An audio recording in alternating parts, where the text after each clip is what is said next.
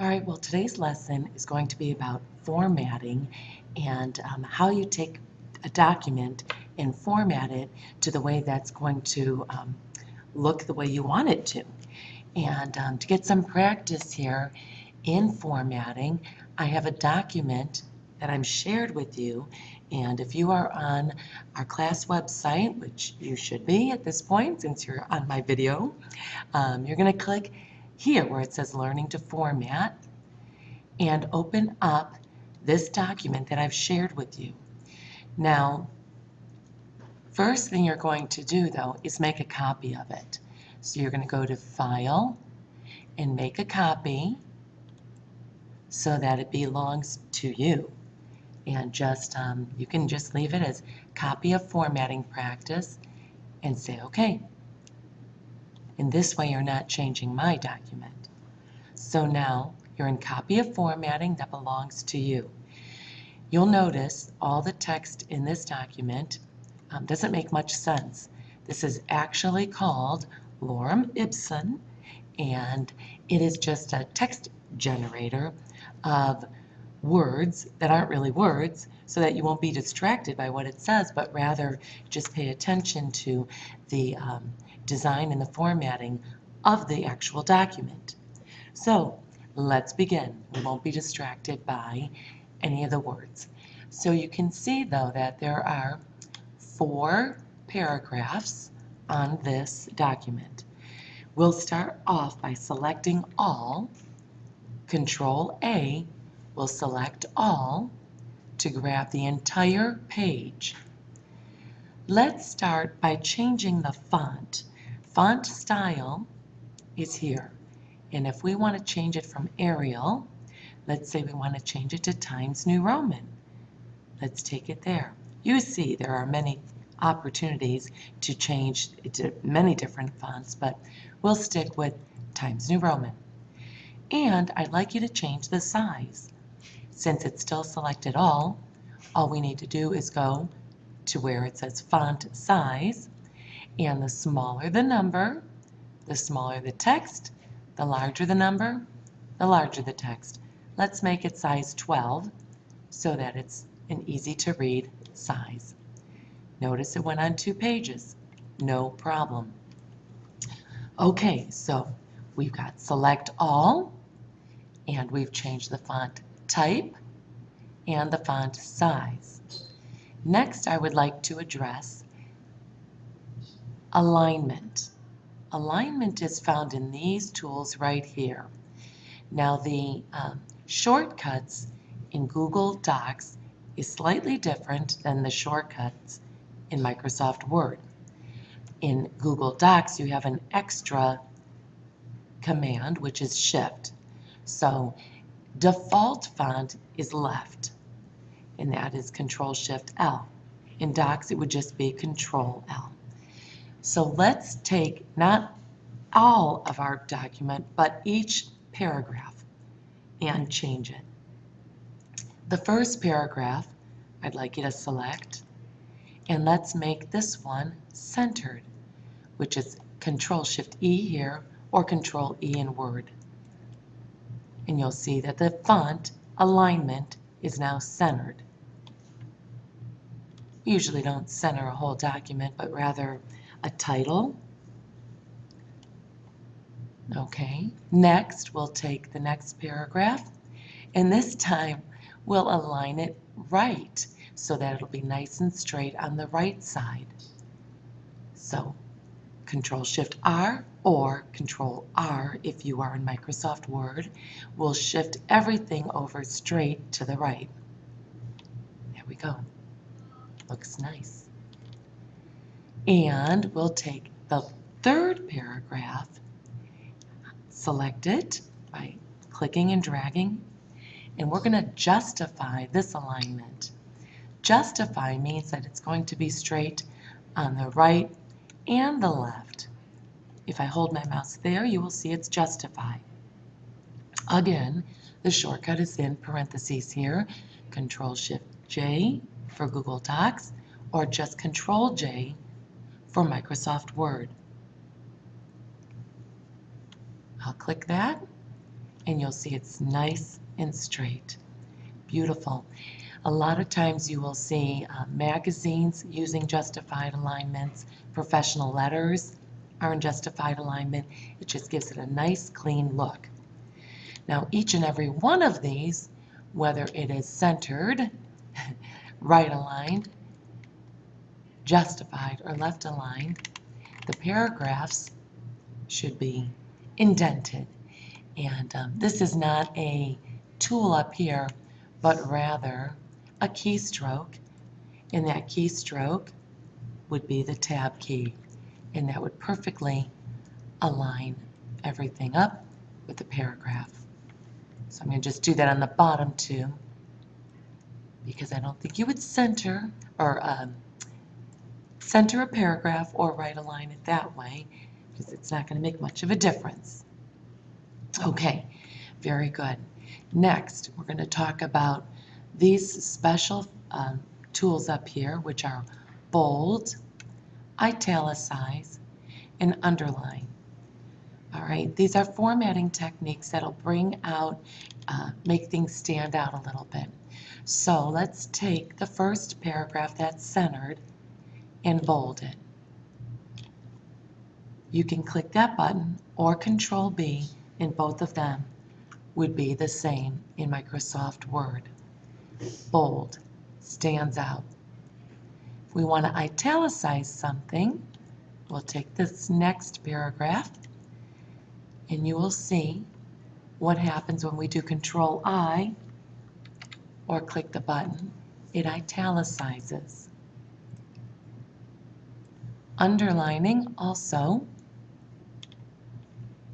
Control U or click the button to underline.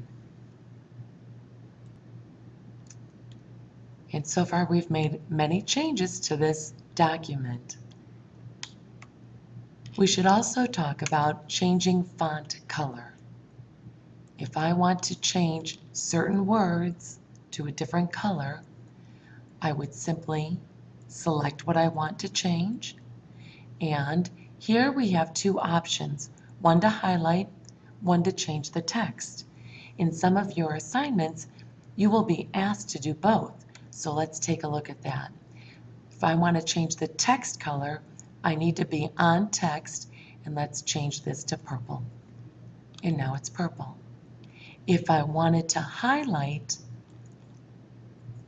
so that I can remember it or for it to stand out, I'm going to select what I wanted to highlight, but make sure I have the highlighting tool selected and click yellow. So I didn't change the font color, but rather I just highlighted that. So go ahead, practice changing some colors of the text and highlighting.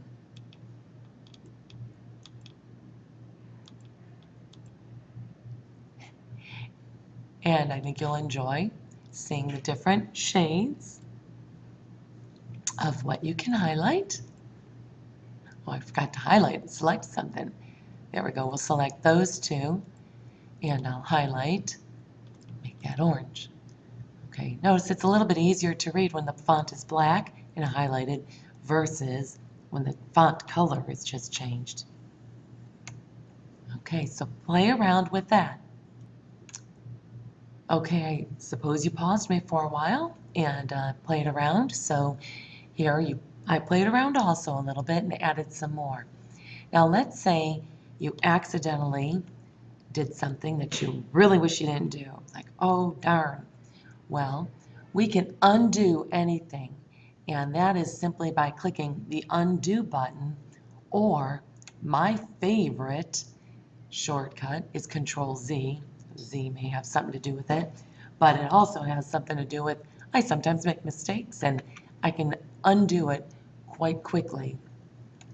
And Control Z is a very important shortcut to remember, or at least go to the tool up there and undo that. If you ever wanted to redo it, you could redo it with Control Y or clicking that. But I didn't want to do that, so I'm going to undo that. let's say you want to cut something out. Let's say I ask you to cut out the green highlighted word and paste it below. Well, you can use the shortcut to Control X or Edit, Cut, Control X. I like the shortcut, so I'm going to do Control X, and you have to learn them, so let's do that. Put it down at the bottom, hit Enter, and Control Paste or Control V, and it kept it centered because it was centered from up above. So let's move that over to the left. All right, this time I don't want to cut it, but I just want to copy. Let's copy the purple text. So I can go under Edit and copy it, or I can just do Control C. Notice the shortcuts are listed here, and I'll go down to the bottom of my paper and do Control V. I must not have copied it, so I'm going to undo it. Go back up, Control C to copy. Talked about it, but I didn't do it. We'll go here and Control V to paste. And I can Control V many times if I want to paste it more than once. And then I can Control Z to undo. Really fun and important tools to practice and learn with. Okay, so we've got all these formatting techniques learned. Now let's practice with doing some practice with the numbering tool and the bullet tool. Let's use the last paragraph that was here, and I'm going to, let's delete the tab, and notice when I click the numbering tool, what happens? It makes the entire paragraph 1, and that is because Enter had not been hit until after that paragraph. So if I go and say, let's make each sentence numbered, you have to go back and find where the next sentence is, and then you can press Enter, and 2 is there. And then we'll go to the third sentence, hit Enter, and now we have a number 3, and so on. So you can see exactly how the numbering tool works. All right, let's talk about the bulleting tool now.